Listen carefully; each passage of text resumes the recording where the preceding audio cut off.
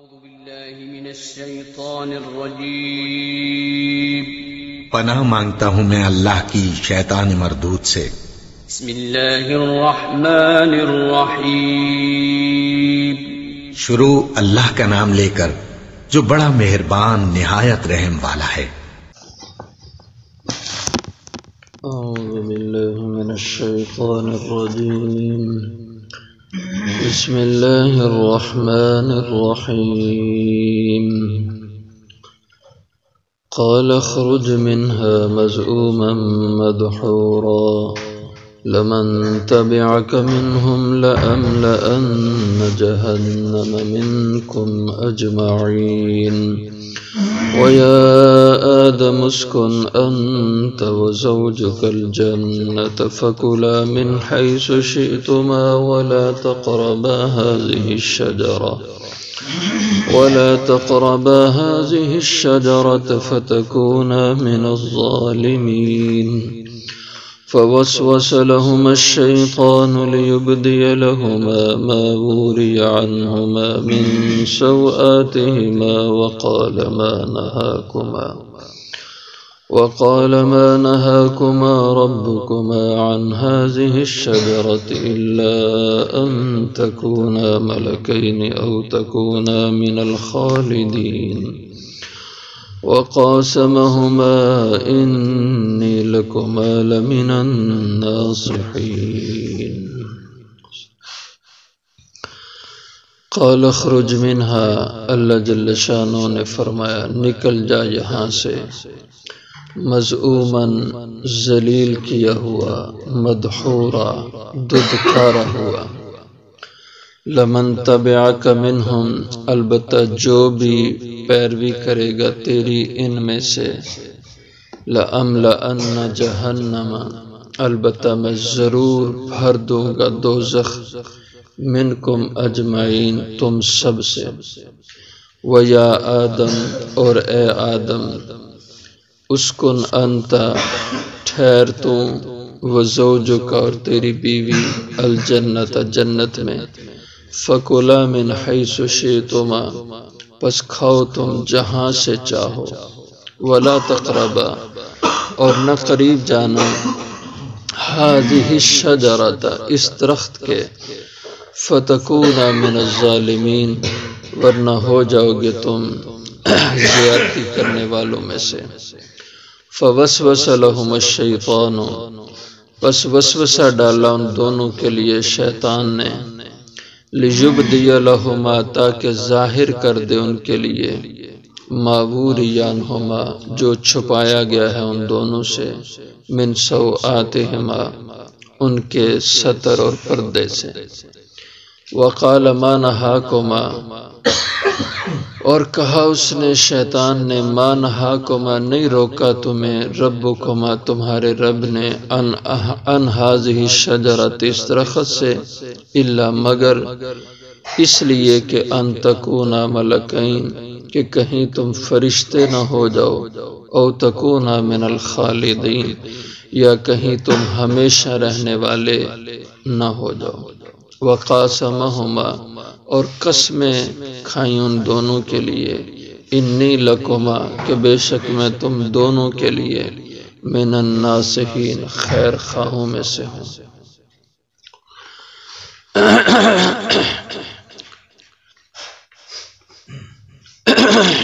گزشتہ آیت میں فرمایا کہ اللہ تعالیٰ نے حضرت آدم علیہ السلام کو انسان اول کو جب پیدا فرمایا تو سارے فرشتوں سے کہا کہ اب اس کی عظمت کی خاطر ان کے آگے سجدہ ریز ہو جاؤ، سب سجدے میں چلے گئے۔ شیطان نے سجدہ کرنے سے انکار کر دیا اور کہا کہ میں ان سے بہتر اور اعلیٰ ہوں، میں نہیں سجدہ انہیں کر سکتا۔ تو اللہ نے پھر شیطان کو مردود کر دیا، تو اس نے کہا اگر مجھے آدم کی وجہ سے مردود کیا جا رہا ہے تو پھر میں اس کی نسل کو نہیں چھوڑوں گا،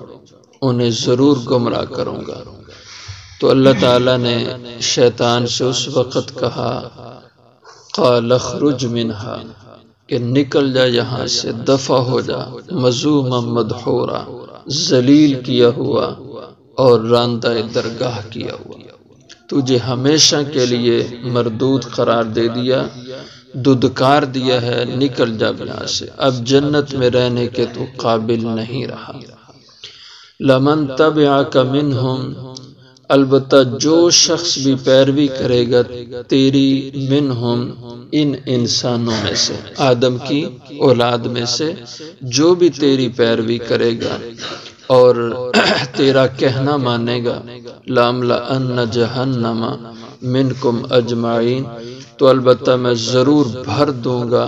تم سب سے دوزخ کو، کہ تمہارا ٹھکانہ دوزخ بنا دیا۔ اب جو بھی تیرے پیچھے چلے گا، تیرے کہنے کو مانے گا، تو تو بھی دوزخ میں جائے گا، ان کو بھی ساتھ لے کے جائے گا، اور تم ہی سے دوزخ کو بھرا جائے گا۔ اور حضرت آدم علیہ السلام سے اللہ نے فرمایا، وَيَا آدم، اے آدم، اُسْكُنْ أَنْتَ وَزَوْجُكَ الْجَنَّةَ، تو آدم علیہ السلام کو اللہ نے مٹی کے ڈھانچے سے بنایا، اس میں روح ڈالی، پھر آپ ہی کی پسلی سے حضرت حوا کو نکالا، اب دونوں سے فرمایا کہ اُسْكُنْ أَنْتَ وَزَوْجُكَ الْجَنَّةَ، اے آدم تو بھی اور تیری بیوی حوا بھی دونوں اب رہائش رکھو، ٹھہرو جنت میں، فَكُلَا مِنْ حَيْثُ شِئْتُمَا، اور یہ ساری جنت تمہاری ہے، بس کھاؤ اس جنت کے پھلوں سے، اس کے انعامات سے، من حیث شئتما، جہاں سے تم چاہو، کوئی پابندی نہیں۔ اور دوسری آیت میں یہ ہے کہ وَكُلَا مِنْهَا رَغَدًا، خوش دلی سے، بے تکلف ہو کے جہاں سے چاہو تم کھاؤ، وَلَا تَقْرَبَا هَذِهِ الشَّجَرَةَ، ہاں البتہ ایک بات یاد رکھنا، اور وہ یہ کہ نہ قریب جانا، هَذِهِ الشَّجَرَةَ، اس درخت کے، فَتَكُونَ مِنَ الظَّالِمِينَ، ورنہ ہو جاؤ گے تم زیادتی کرنے والے، یعنی یہ درخت اس کو ہاتھ لگایا تو پھر تم اپنے آپ پر زیادتی کرو گے، یہ ایک تمہیں ہدایت دی جاتی ہے۔ تو یہ درخت کون سا تھا جس سے اللہ تعالیٰ نے آپ کو منع فرمایا کہ اس درخت کے قریب بھی نہ جانا؟ بہت سی باتیں اہل علم نے لکھی ہیں، اور جو زیادہ کی رائے ہے، جمہور کی جو رائے ہے وہ یہ ہے کہ یہ گندم کا درخت تھا، لیکن وہ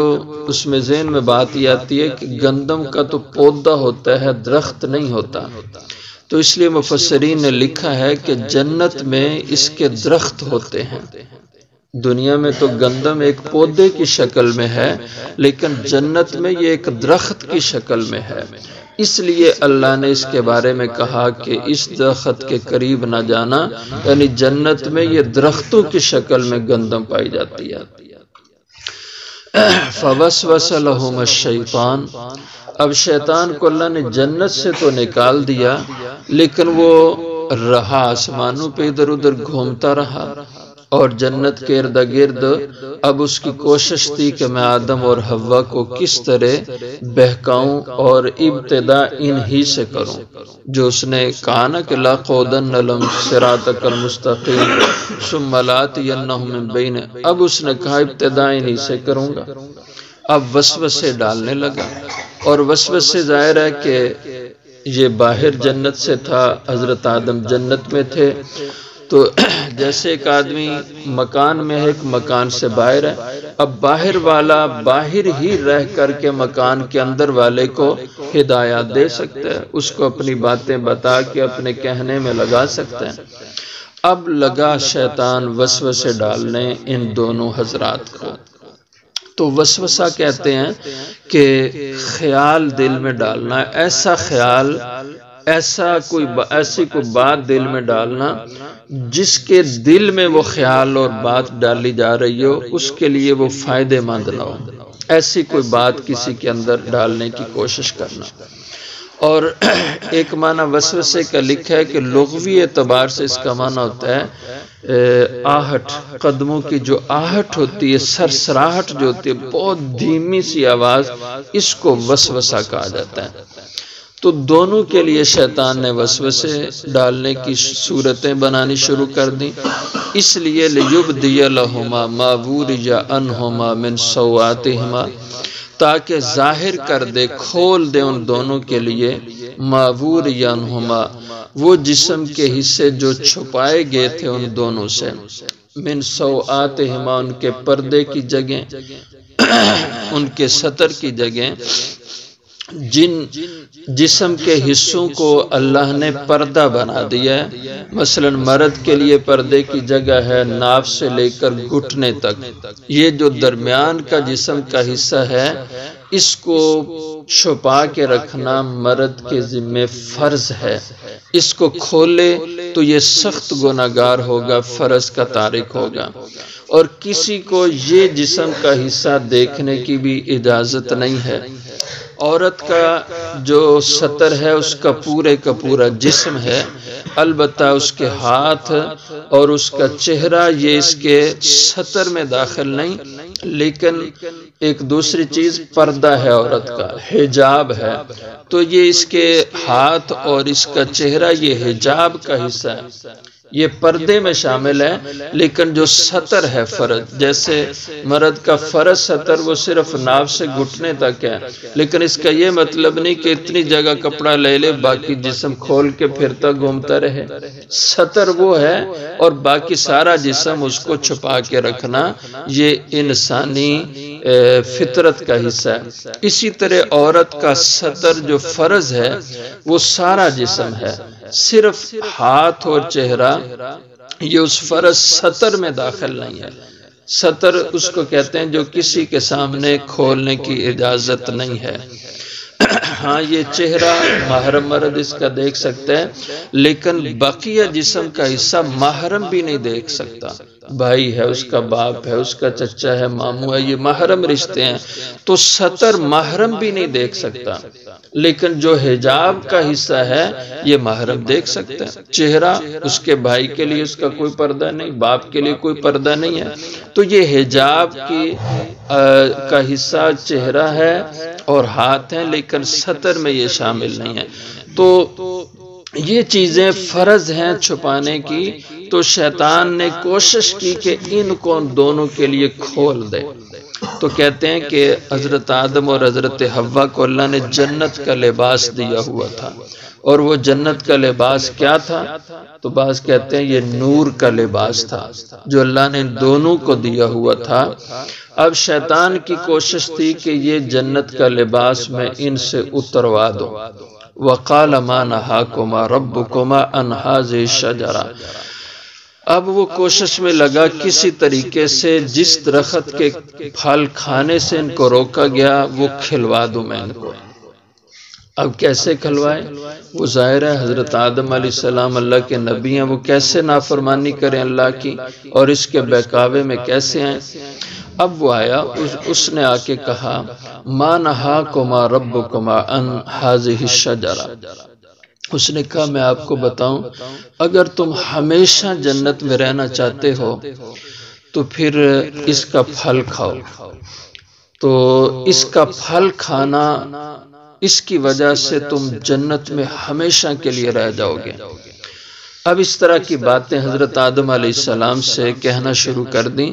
تو حضرت حوا نے کہا کہ اگر اس کا پھل کھانے سے ہم ہمیشہ کے لیے جنتی بن جائیں تو بہت اچھی بات ہے، لیکن وہ دوسرا پہلو جو اللہ نے کہا تھا کہ یہ درخت اس کے قریب بھی نہ جانا، تو کہا کہ یہ تو اللہ کی نافرمانی ہو جائے گی۔ اس نے کہا نہیں، اللہ تعالیٰ نے اس فلانے درخت کے بارے میں کہا تھا، یہ تو وہ درخت نہیں ہے۔ ظاہر ہے کہ جب کبھی انسان کو کسی چیز کا پابند کیا جاتا ہے کہ تم اس لائٹ کو ہاتھ نہیں لگانا، اب اشارہ تو اس لائٹ کا کیا، تو بعد میں کوئی انسان کو مغالطہ دے سکتا ہے کہ بھائی وہ تمہیں تو کہا گیا تھا اس لائٹ کا، لیکن یہ لائٹ وہ تو نہیں ہے، وہ تو اس کا اشارہ کیا گیا تھا، اس کا تو نہیں کہا گیا تھا۔ تو اس نے اس طرح کئی وسوسے ڈالے کہ نہیں، وہ تو اس درخت کا کہا تھا جس کے قریب اس وقت تم کھڑے تھے، یہ درخت تو وہ نہیں ہے، وہ تو الگ ہے۔ یا اس نے کہا کہ جس درخت کے بارے میں تمہیں کہا گیا تھا وہ ایک وقتی حکم تھا، ان حالات کے لیے حکم تھا۔ اب تو زمانہ گزر گیا ہے، اب تو تم کھا بھی لو تو کوئی حرج کی بات نہیں۔ اس وقت تم ابھی نئے نئے پیدا کیے گئے تھے تو اس کا کھانا اس وقت تمہارے لیے فائدے مند نہیں تھا، نقصان دہ تھا۔ جیسے بیمار کے لیے ایک وقت میں ایک چیز کا پرہیز ہوتا ہے، اس کے بعد وہ پرہیز ختم کر دیا جاتا ہے کہ اب تم کھا پی سکتے ہو۔ تو اس طرح کے وسوسے شیطان نے ڈالے کہ یہ وقتی بات تھی یا ایسے تھا ایسے تھا، تو اس طرح کئی وسوسوں میں لا کر کے ان کو وہ پھل کھلا دیا۔ قال ما نہاکما ربکما، ابلیس کہنے لگا نہیں روکا تھا تمہیں تمہارے رب نے ان ھذہ الشجرہ، اس درخت کے پھل کے کھانے سے، الا مگر اس لیے ان تکونا ملکین، کہ کہیں تم فرشتے نہ ہو جاؤ، یعنی اس کے کھانے سے آدمی فرشتوں والی صفتیں اس میں آ جاتی ہیں۔ اور یا دوسری صورت کہ او تکونا من الخالدین، کہ اس کے پھل کھانے سے آدمی ہمیشہ جنتی بن جاتا ہے۔ اس لیے اللہ نے تمہیں روکا تھا، اس لیے تم تھوڑا سا کھا لو، چکھ لو، ہمیشہ کی جنت تمہیں مل جائے گی، فرشتوں والی صفات تمہارے اندر آ جائیں گی۔ اور پھر جس سے روکا تھا وہ درخت تھا، یہ نہیں ہے۔ تو وقاسمہما، اور ساتھ میں قسمیں کھائیں ان کے لیے، اور کہا انی لکما لمن الناصحین، قسمیں کھا کھا کے ان کو پکا کیا کہ بے شک میں تم دونوں کا خیر خواہ ہوں، میں تمہاری خیر خواہی کے لیے یہ بات کر رہا ہوں، ورنہ مجھے تو کوئی فائدہ نہیں ہے، تم نہ بھی کھاؤ تو میرا کیا نقصان ہے، لیکن میں تمہارے فائدے کی بات بتا رہا ہوں کہ تھوڑا سا چکھ لو، تمہارا بہت فائدہ ہوگا۔ اب دیکھیے شیطان اور ابلیس کس انداز میں اس انسان سے دشمنی کرتا ہے۔ قسمیں کھا کے کہہ رہا ہے کہ میں انی لکما لمن الناصحین۔ آج بھی وہی شیطان انسان سے کر رہا ہے، لیکن انسان سمجھتا نہیں ہے، اس کے بہکاوے میں آ جاتا ہے، اور اس کو بہکانے کے بہت گر آتے ہیں۔ پڑھے لکھے کو علمی انداز میں بہکائے گا، اور جاہل کو جہالت کے انداز میں بہکا لیتا ہے، اور اس کو بہکانا مشکل نہیں۔ اس لیے اللہ جل شانہ نے فرمایا کہ وہ تمہارا دشمن ہے، کبھی خیر خواہی تمہاری وہ نہیں کر سکتا، ہمیشہ اسے چکنا رہ کے دشمن سمجھ کے اس کو دیکھنا، اس کے بارے میں خیال دشمن ہی کا رکھنا۔ بقیہ کا ذکر انشاءاللہ پھر آخر